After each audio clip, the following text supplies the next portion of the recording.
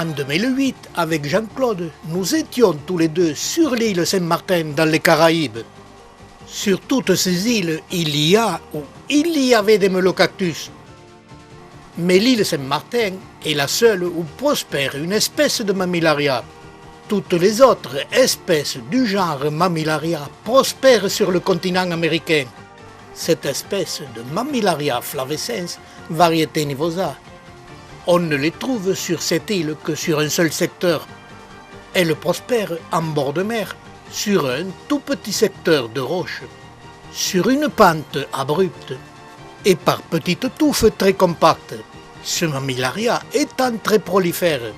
Sur toute l'île, il n'y a que quelques centaines de touffes de pieds et sur ce seul secteur, la grosse majorité ayant été prélevée par les Européens dans les années 1960-70, avant la Convention de Washington. Ce Mammillaria flavescens, par ses aiguillons, est très jaune quand elle est au repos et se couvre de touffes de poils très blancs entre les mamelons, ce qui lui a donné l'appellation de Mammillaria flavescens variété nivosa. Et dans nos collections, avec le même pied, suivant les soins, suivant la date de l'image, on obtient les deux représentations de l'espèce. Mais ce n'est là qu'un détail. Mais le plus important, c'est de savoir que cette espèce prospère en bord de mer, en compagnie du Melocactus communis, en créant des images qui nous font devenir amoureux de ces plantes, tout en nous signalant qu'ils ont les mêmes besoins de culture. Et dans ma collection, par manque de place, je ne peux pas recréer les mêmes tableaux. Mais je les cultive de la même façon, en compagnie des melocactus. Hormis la présentation, j'obtiens les mêmes résultats pour la santé de mes plantes. Comme cette espèce prospère en bord de mer sur cette île des Caraïbes, elle demande, en période de végétation, de la chaleur et de l'humidité, c'est-à-dire une atmosphère semi-tropicale et un sol bien drainé.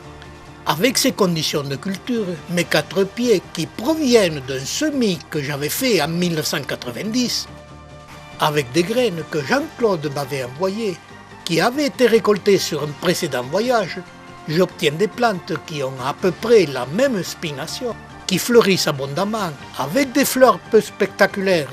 Avec ces pieds qui ne sont pas du même clone, j'obtiens des fruits avec des graines.